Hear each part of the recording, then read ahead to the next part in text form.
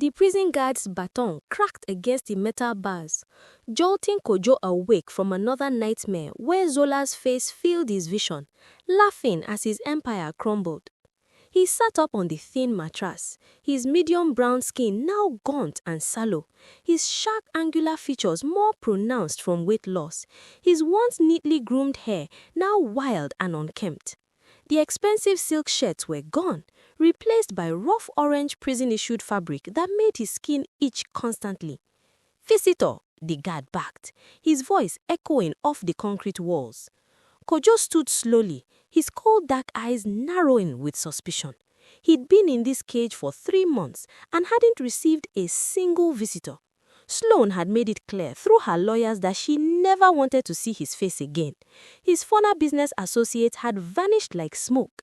Even his cellmate, a scarred man named Taiwo, had more visitors than he did. Make sure you hit that subscribe button right now because what you're about to witness is the most intense comeback attempt you've ever seen. This is where desperation meets opportunity and everything goes absolutely insane. Drop a like if you are ready to see how far a broken man will go to reclaim what he lost. The prison guard led Kojo through the grey corridors to the visiting room, a depressing space with scratched plexiglass dividers and phones that smelt like desperation. Sitting on the other side was someone Kojo never expected to see, Adewale, his former associate from his climbing days, a man who specialized in making problems disappear for the right price. Adewale's dark skin was smooth, his eyes sharp and calculating, dressed in an understated black suit that screamed quiet money. Kojo grabbed the phone, his hand trembling slightly. "Why are you here?" "Because you still have value, my friend," Adewale said, his voice smooth as oil through the receiver. "The rich don't stay in cages, only the poor do.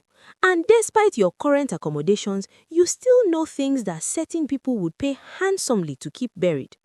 "What are you talking about?" Kojo leaned closer to the plexiglass, his strong jawline clenching. "Sloan's father, the chief, didn't just die of natural causes like the official report says," Adewale said quietly, his eyes darting to make sure no guards were listening. "We both know you are the last person to see him alive that night. We both know what really happened in that study. And we both know there are offshore accounts, $20 million worth, that the government never found during probate." Kojo's heart began to race. He had buried that secret so deep he'd almost convinced himself it never happened. "Even if that were true, what good does it do me in here? What if I told you I could get you out?" Adewale's lips curved into a smile that didn't reach his eyes. "What if I told you that Officer Kunle, the guard who walks the East Corridor during the 3 a.m. shift, has a daughter who needs surgery he can't afford? What if I told you all it would take is the right numbers, the right bank codes, and a 10-minute head start? You want me to give you the account information in exchange for a prison break?" Kojo's mind was already racing through possibilities, calculating risks and rewards. "Half for me, half for you. Enough for both of us to disappear and live like kings somewhere the extradition treaties don't reach. Or you can stay in here and rot while Zola becomes a folk hero and Sloan sits in your chair running the empire you built." At the mention of Zola's name, something dark and violent twisted in Kojo's chest. The humiliation of that masquerade ball, the recording of his voice exposing his lies, the feeling of guards dragging him away while that village girl stood watching with triumph in her expressive almond-shaped eyes. She had destroyed everything. She had won, and that was unbearable. "If you get me out," Kojo said slowly, his voice dropping to a dangerous whisper, "I need something else besides money. I need to settle a debt, a personal debt." Adewale's eyebrows rose. "The girl from the village? Really? You are willing to risk everything for revenge against a woman who sells oranges?" Kojo said bitterly, "She's not selling oranges anymore. I've heard things even in here. She went back to McKinney and started some kind of women's cooperative. She's becoming exactly what I pretended to be, someone who lifts people up, and I can't let that stand. I can't let her win while I'm locked in this cage." Adewale studied him for a long moment, then shrugged. "Your funeral? But first, you get out. Then you can play your revenge games. Do we have a deal?" Kojo nodded. Get me the access to Kunle, I'll do the rest. Meanwhile, across the city in a gleaming corner office with floor-to-ceiling windows overlooking the sprawling urban landscape, Sloan sat behind a massive mahogany desk that had once belonged to her father. Her flawless, glowing brown skin seemed to radiate power in the afternoon sunlight. Her luxurious long black hair swept into an elegant updo, her sophisticated features set in concentration as she reviewed quarterly reports. She wore a designer power suit in deep emerald green, her perfectly sculpted black eyebrows furrowed as she made notes in the margins. But despite the trappings of success, despite the empire now under her control, Sloan felt hollow. Every decision reminded her that her father had been murdered. Every board meeting reminded her that she'd been deceived by a man she planned to spend her life with. Every night alone in the mansion reminded her that power was a poor substitute for trust. Her assistant, Folake, knocked on the door, her young face worried. "Ma'am, there's someone here to see you. She doesn't have an appointment, but she says it's urgent. About Kojo?" Sloan snapped her head up, her eyes narrowing. "Send her in." The door opened and Sloan's breath caught in her throat. Walking into her pristine office, looking completely out of place among the modern steel and glass, was Gogo Ruth, the elderly woman's deep brown weathered skin marked with the wisdom of decades, her deep-set knowing eyes taking everything, her grey and black hair wrapped in a traditional colorful head wrap. She wore a simple worn traditional African dress in muted earth tones, her gnabbled strong hands clasped in front of her. "Mrs. Sloan," Gogo Ruth said, her voice steady, "we need to talk about the snake you put in a cage and the girl who put him there." "I don't see why I would want to talk about either of them," Sloan said coldly, though she gestured to the chair across her desk. "They are out of my life. Kojo is in prison where he belongs, and Zola is back in her village where she belongs." Gogo Ruth sat down slowly, her ancient joints creaking. "You are a smart woman, Sloan, smart enough to run an empire. So you are smart enough to know that desperate men in cages are the most dangerous, and you are smart enough to know that the girl who destroyed him once can destroy him again if given the chance." "What are you saying?" Sloan leaned forward, her full lips with expensive lipstick pressing into a thin line. "Kojo is planning something," Gogo Ruth said flatly. "I have eyes in that prison. I have ears everywhere. And what they are telling me is that your ex-husband has been meeting with a man named Adewale, a man who makes people disappear both from prison cells and from life itself." Sloan's blood ran cold. He's planning an escape. Worse, he's planning revenge. And the first stop on his revenge tour won't be you, surrounded by security in your fortress.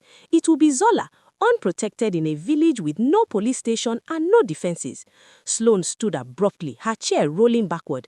Despite everything, despite the slap she delivered to Zola, despite the humiliation of learning her marriage was built on lies, Sloan had developed a grudging respect for the girl from Mekeni. Zola had been wronged and fought back with nothing but intelligence and courage. She had destroyed everything and won, and that was unbearable.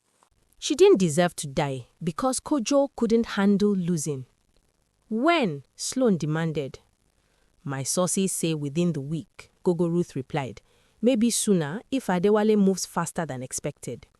"Then we move faster," Sloan said, already reaching for her phone. "Folake, get my helicopter ready and assemble my personal security team. Full tactical gear. We're going to Mekeni village." Gogo Ruth smiled, her wrinkled face creasing further. "I know you had honor underneath all that polish and pride. The girl needs to know she's not alone in this fight." As Sloan backed others into her phone, coordinating security details and transportation logistics, she felt something shift inside her chest. For 3 months, she hid behind her desk, buried herself in spreadsheets and contracts, tried to forget the mess her personal life had become. But Gogo Ruth was right. Some debts couldn't be paid with money or power. Some debts required you to stand up and fight. Sloan grabbed her designer handbag and strode toward the door, Gogo Ruth following at a surprisingly brisk pace for her age. "We'll take my helicopter. It's faster than driving and we can land right in the village square." "The girl won't be expecting you," Gogo Ruth warned as they walked toward the private elevator. "Last time you two met, you struck her and called her a thief." Sloan's jaw tightened at the memory. "Then, I'll apologize. And then we'll make sure Kojo never gets the chance to hurt anyone again. 3 days later, just after midnight, Officer Kunle's hands shook as he unlocked Kojo's cell. The corridor was silent except for the distant snoring of inmates and the hum of fluorescent lights flickering overhead. Kojo slipped out like a shadow, his medium brown skin barely visible in the dim light, his sharp features twisted into a smile that held no warmth. "The cameras?" Kojo whispered. "Looped for 12 minutes, Kunle replied, sweat beading on his forehead despite the cool night air. "The east corridor, through the laundry, out the service door. There's a maintenance van waiting. The account numbers, you promised." "You'll get them when I'm clear," Kojo hissed as he already moved down the hallway with practiced silence. His cold, calculating dark eyes scanned every corner, every shadow, his strong jawline set with determination. He'd spent 3 months planning this moment, memorizing guard rotations, studying exit routes, feeding Kunle just enough hope to make him desperate. The laundry room smelled of industrial detergent and steam. Kojo moved between the massive machines, his prison-issued shoes making soft squeaking sounds on the wet tile floor. His heart hammered against his ribs, but his hands were steady. This was it. Freedom was 50 meters away. He pushed through the service door and the night air hit his face like a blessing. The maintenance van sat idling in the shadows, its headlights off. Adewale was behind the wheel, his dark skin barely visible through the tinted windshield. Kojo ran, his legs weakened from months of confinement, screamed in protest, but he pushed harder, faster. 20 meters, 10 meters, 5. He grabbed the van's door handle and threw himself inside. "Drive," he gasped. The van lurched forward, tires squealing as Adewale punched the accelerator. They burst through the service gate, the old barrier arm snapping like a toothpick. Behind them, alarm bells began to wail, splitting the night with their mechanical screaming. "They'll lock down the city in minutes," Adewale said, his eyes focused on the road as he took corners at dangerous speeds. "We need to get you off the grid immediately." "Take me to the safe house in the industrial district," Kojo ordered, finally allowing himself to breathe. "And then I need weapons and information. Where is she?" "The girl, still in Mekeni village, last I heard, building some kind of business with the village women." Adewale glanced at him. "Are you really going to waste your freedom on this? On revenge against a nobody?" Kojo's eyes flashed with something dark and violent. "She made me a nobody. She took everything I built and burnt it to ash. Now I'm going to show her what real destruction looks like." In Mekeni village, Zola awoke with a start, her heart racing from a nightmare she couldn't quite remember. She sat up in her modest bed, her warm dark brown skin covered in a thin sheen of sweat, her natural black hair wild around her face. Through the window, she could see the first hints of dawn painting the sky in shades of orange and pink. She'd been back in the village for 3 months now, and slowly, carefully, she'd rebuilt something better than what Kojo had destroyed. The women's cooperative was thriving. They'd secured contracts with 3 major supermarkets in the city, were employing over 40 women, and plans were in motion to expand into other crops. She was proud of what they'd accomplished. A knock on her door made her jump. She pulled on a simple wrap dress and opened it to find Mama Chioma, the older woman's face pale with worry. "Zola, child, you need to come quick. There are helicopters, 2 of them, landing in the square." Zola's blood turned to ice. Helicopters meant city people. City people meant trouble. She rushed outside, still barefoot, her expressive almond-shaped eyes wide as she saw the massive machines descending, their rotors kicking up clouds of red dust that forced villagers to shield their faces. The first helicopter touched down and its door opened. Out stepped Sloan, looking absurdly out of place in her designer emerald suit and heels, her luxurious black hair whipping around her sophisticated features in the rotor wash. Behind her came 4 men in tactical gear, muscular and alert, scanning the area with professional efficiency. The second helicopter landed and Gogoruth emerged, moving with surprising agility despite her age, her traditional dress and head wrap somehow remaining dignified despite the chaos of wind and dust. Zola ran toward them, her heart pounding with confusion and fear. "What has happened? Why are you here?" Sloan's flawless brown skin was tight with urgency as she grabbed Zola's shoulders, her perfectly sculpted eyebrows furrowed with genuine concern. Kojo escaped from prison 2 days ago. We just got confirmation an hour ago. And Zola, our intelligence says he's coming here. He's coming for you. The world seemed to tilt sideways. Zola felt her knees weaken and Sloan's grip tighten, holding her upright. No, Zola whispered, her full lips trembling. No, he's in prison. He's supposed to be locked away. He can't. He had help, Gogoruth said, approaching her with her steady, knowing gaze. A man named Adewale bribed a guard and they disappeared into the city. But my contacts say Kojo only has one thing on his mind: revenge against you. Zola pulled away from Sloan, wrapping herself around as if she could physically hold the pieces of her carefully rebuilt life together. I won't run. I can't run. These women depend on me, the cooperative, everything we've built. Then we don't run, Sloan said firmly, her voice taking on the steel that helped her command an empire. I brought my best security team. We'll set up a perimeter, install cameras, turn this village into a fortress. Why? Zola asked, her expressive eyes searching Sloan's face. You hit me. You slapped me. You called me a thief and had me thrown into the street. Sloan's flawless brown skin softened slightly, and for the first time since they'd met, Zola saw something vulnerable beneath the polished exterior. Because I was wrong. Because you were telling the truth and I was too proud and too blind to see it. Because that man used both of us, destroyed both of us in different ways, and I'm tired of letting him win. Before Zola could respond, Sloan did something completely unexpected. She stepped forward and pulled Zola into a tight embrace, her expensive perfume mixing with the smell of orange blossoms that always clung to Zola's skin and hair. The hug was fierce, almost desperate, as if Sloan was trying to transfer some of her strength into the smaller woman. I should have believed you at the cathedral, Sloan whispered against Zola's natural black hair. I should have listened. I'm sorry. I'm so sorry. Zola's arms came up slowly and wrapped around Sloan's back, her calloused hands gripping the expensive fabric of the designer suit. They stood like that for a long moment, two women who had been enemies united by the same betrayal, the same pain, the same determination to survive. When they finally pulled apart, both had tears in their eyes. Gogoruth watched with a small smile on her weathered face, nodding her approval. Now, Sloan said, wiping her eyes carefully so as not to smudge her makeup, let's prepare for war. Marcus, she turned to her head of security, a tall, muscular man with dark skin and cold professional eyes. I want cameras on every road in and out of this village. I want motion sensors in the field. I want a security detail on Zola 24/7. And I want... Wait, a new voice interrupted. Everyone turned to see a man approaching from the edge of the square.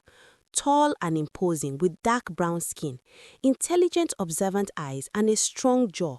He wore practical work clothes, simple trousers and a button-up shirt, but carried himself with quiet confidence. This was Chidi Okafor, and he'd been coming to the village weekly for the past 2 months to coordinate logistics for the cooperative. Chidi, Zola said, relief flooding her voice at the sight of him. What are you doing here so early? I got word that something was happening. Helicopters, security teams, Chidi said, his eyes moving from Sloan to the tactical team to Gogoruth. His intelligent gaze missed nothing. Zola, what's going on? Are you in danger? Before Zola could answer, Sloan stepped forward, her sophisticated features hardening into the mask of a CEO, evaluating a potential threat. And who exactly are you? Chidi Okafor.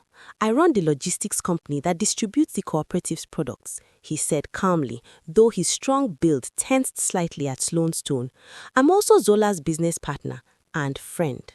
Something flickered in Sloan's eyes at the word friend, something that might have been jealousy or protectiveness. But before she could respond, Chidi walked past her and went directly to Zola, his hand gently taking her shoulders as he searched her face with concern. Tell me what's happening, he said quietly, his voice meant only for her, even though everyone could hear in the morning silence. Zola looked up at him. This man who had shown up in her life offering partnership instead of ownership, respect instead of possession, and felt something warm unfurl in her chest despite the terror of Kojo's escape. The man who destroyed my life escaped from prison and he's coming to finish what he started. Chidi's jaw clenched and his hands tightened on her shoulders. Then he'll have to go through me first. Comment right now and tell us, Team Sloan or Team Chidi for protecting Zola? And where are you watching this from? Drop your country below. The next 48 hours transformed McKinney Village into something between a fortress and a trap. Sloan's security team worked round the clock, installing infrared cameras on trees along every road, setting up motion sensors in the orange groves, establishing a command center in the village meeting hall, with monitors displaying live feeds from every angle. The villagers watched with a mixture of awe and fear as their quiet home became militarized. Zola tried to maintain normalcy, going to the cooperative's warehouse each morning to oversee operations, but Marcus, the head of security, shadowed her every move with 2 additional guards. It was suffocating. She felt like a prisoner in her own village, waiting for an executioner who might never come. On the 3rd night, she couldn't take it anymore. She slipped out of her home through the back window, avoiding the guard posted at her front door, and walked toward the orange groves where she used to walk before everything changed. The moon was full, casting silver light through the trees, and for a moment she could almost pretend she was still that innocent girl who believed in promises made by dusty roads. "You're not supposed to be out here alone," Chidi's voice came from behind her, making her jump. He emerged from the shadows, his dark brown skin almost invisible in the moonlight, his intelligent, observant eyes reflecting concern. He wore simple clothes, a worn shirt and work pants, and carried nothing but his presence as protection. "I needed to breathe," Zola said, turning back to look at the trees. "I can't live like this, Chidi, constantly afraid, constantly guarded. This isn't the life I fought so hard to build." Chidi moved closer, standing beside her, so their shoulders almost touched. "Kojo took 3 years from you already. Don't let him take your peace too. That's exactly what he wants, to make you live in fear, even if he never shows up." "What if he does show up?" Zola's voice cracked slightly. "What if all these cameras and guards aren't enough? What if he finds a way and this time he doesn't just humiliate me, he..." She couldn't finish the sentence. Chidi turned her to face him, his strong hands gentle on her arms. In the moonlight, his features were both soft and fierce, protective and vulnerable. "Then he'll have to kill me first, and I promise you, Zola, I don't die easily." "Why?" Zola whispered, her expressive almond-shaped eyes searching his face. "Why would you risk your life for me? We're business partners, nothing more. You barely know me."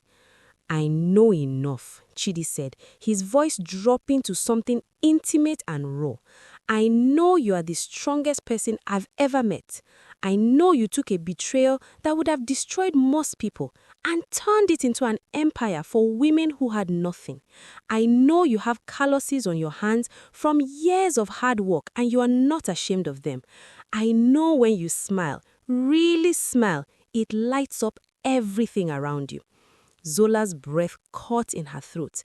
"Chidi," he continued, "I know I'm falling in love with you, and I know that terrifies you because the last man you loved destroyed you. But Zola, I'm not him. I will never be him, and if you give me the chance, I'll spend every day proving that not all men are monsters." Before she could think, before fear could stop her, Zola closed the distance between them and kissed him. It wasn't like the desperate, raw kiss she'd given Kojo by the boss all those years ago, full of sacrifice and goodbye. This was different. This was possibility and hope and the terrifying beauty of letting someone see you broken and choosing to stay anyway. Chidi's arms wrapped around her waist, pulling her closer as he deepened the kiss. His lips were warm and sure, tasting of coffee and something sweet. One of his hands moved to cradle the back of her head, his fingers tangling gently in her natural black hair. She could feel his heart hammering against her chest, matching the frantic rhythm of her own. When they finally broke apart, both breathing hard, Zola pressed her forehead against his chest. "I'm scared," she admitted. "I'm scared to trust this. I'm scared to trust you. I'm scared that if I let myself love you, Kojo would take that away too." "Then we'll be scared together," Chidi whispered against her hair. "But we'll be scared while living, while building, while refusing to let him win." A branch snapped somewhere in the darkness. Both of them tensed, Chidi immediately positioning himself between Zola and the sound. But it was only Sloan who emerged from the trees, her sophisticated features tight with frustration, still wearing her designer suit despite the late hour, though her luxurious black hair was now pulled into a practical ponytail. "The guards are losing their minds looking for you," Sloan said, sharp but her eyes betraying relief. "You can't just disappear like that, Zola. Not now, not with him out there." "I'm sorry," Zola said, stepping out from behind Chidi. "I know what you needed," Sloan interrupted, her gaze moving between Zola and Chidi with an expression that was hard to read. "But your needs don't matter if you are dead. Come back to the village now." As they walked back, Sloan fell into step beside Zola, while Chidi gave them space, walking ahead to scout the path. In the moonlight, her flawless brown skin seemed to glow, but there was a tightness around her perfectly sculpted eyebrows that spoke of sleepless nights. "You care about him," Sloan said quietly. It wasn't a question. "I'm trying not to," Zola admitted. "It feels too soon, too dangerous." "Love is always dangerous," Sloan said, her voice carrying a bitterness that came from experience. "But the alternative is being alone in a fortress of your own making, surrounded by everything you built, but no one to share it with." She paused, then added more softly, "Don't make my mistakes, Zola. Don't let Kojo steal your ability to trust. That's the worst thing he could take from you." Before Zola could think, before fear could stop her, an explosion shattered the night. The orange glow of fire erupted from the direction of the village, followed immediately by the sound of automatic gunfire. Screams pierced the darkness as villagers ran from their homes. "It's the warehouse," someone shouted. "The cooperative warehouse is on fire." Zola's heart stopped. Everything they'd built, all the equipment, the inventory, the records, 3 months of hope and women's dreams burning. She started running toward the flames, but Chidi caught her, his strong arms wrapping around her waist and lifting her off the ground as she struggled. "Let me go. That's everything. That's what he wants," Chidi shouted over the chaos, holding her tight despite her fighting. "He wants you to run toward the fire so he can pick you off. This is a trap, Zola." Marcus and the security team were already moving, forming a protective circle around Zola, Sloan, and Gogo Ruth, who had appeared from somewhere, her weathered face grim but unsurprised. The old woman's deep-set, knowing eyes scanned the darkness as if she could see through it. "He's here," Gogo Ruth said, simply. "The snake has come to strike." And then, from somewhere in the smoke and darkness, amplified by a megaphone, came Kojo's voice. It was different from the smooth and refined tone he'd cultivated in the city. This was raw and unhinged, stripped of all pretense. "Zola," the name echoed across the village like a curse. "Did you really think you could destroy me and live happily ever after? Did you think there wouldn't be consequences? I gave you everything and you repaid me with betrayal." "You gave me nothing," Zola screamed back, her voice breaking with rage and pain. "I gave you everything. 3 years of my life, and you called me a stranger." "Then let me make it right." Kojo's voice came again, closer now. "Come out and face me, just you and me. Let's end this the way we started, by that boss, with a choice. You can save your village or you can hide behind your new friends, but choose quickly, Zola, because for every minute you make me wait, I burn another building, starting with Mama Chioma's home. You remember her, don't you? The woman who believed in you? Let's see if she burns as easily as your warehouse." Zola felt something inside her snap. She stopped struggling against Chidi's grip and went completely still. When she spoke, her voice was calm and cold as winter. "Let me go, Chidi." "Absolutely not," he said firmly. She turned in his arms to face him, her expressive almond-shaped eyes blazing with something beyond fear, beyond anger. "I didn't survive everything I survived just to hide while innocent people burn. Let me go, now!" "Zola," Sloan started, but Zola cut her off. "This ends tonight," Zola said, her warm, dark brown skin seeming to glow with determination in the firelight. "One way or another, this ends. I'm not running anymore." She pulled free from Chidi's loosened grip and started walking toward the flames, toward Kojo's voice, toward the final confrontation that had been building since the day she chased that boss down a dusty road and gave her heart to a man who had none. Behind her, Sloan, Chidi, and Gogo Ruth exchanged looks. Then, as one, they followed. If Zola was walking into hell, she wouldn't walk alone. The fire cast dancing shadows across the village square as Zola emerged into the open, her simple wrap dress and bare feet making her look small and vulnerable. But there was nothing vulnerable in her posture, in the set of her shoulders, in the way her calloused hands hung loose and ready at her sides. "I'm here, Kojo," she called out. "You want me? Come and get me." For a long moment, nothing happened. Then, slowly, a figure emerged from the smoke. Kojo looked like a ghost of the man who had stood at that cathedral. His medium brown skin was filthy, his sharp angular features gaunt and desperate, his once cold calculating eyes now wild with madness. His neatly groomed hair was long and tangled, his strong jawline covered in patchy stubble. He held a gun in his shaking hand, the metal glinting in the firelight. "There she is," Kojo said, his voice breaking. "The girl who destroyed everything. Do you have any idea what prison was like? Do you have any idea what you took from me?" "Do you have any idea what you took from me?" Zola shot back, taking a step closer despite every instinct screaming to run. "I gave you my future and you threw me in the gutter like trash." "You were supposed to stay there," Kojo screamed, raising the gun. "You were supposed to disappear, but you couldn't, could you? You had to come back, had to ruin everything." Behind Zola, Marcus and his team had their weapons trained on Kojo, but they couldn't shoot without risk of hitting Zola. Chidi was moving to the side, trying to flank. Sloan stood frozen, her sophisticated features twisted in horror. Gogo Ruth watched everything with ancient eyes that had seen this story play out 1,000 times in 1,000 ways.